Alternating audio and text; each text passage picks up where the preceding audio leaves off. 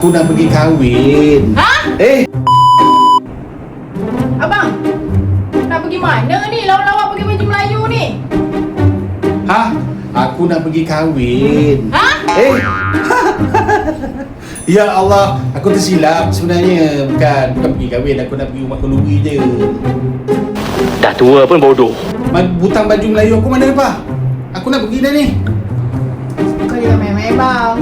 Jangan main-main tau. Kena nanti libasnya ni. Baik.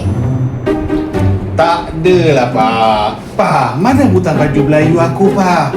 Butang baju Melayu aku mana? Ya Allah, ini apa? Ini bukan butang ke? Kan ada dah ni butang baju Melayu tu.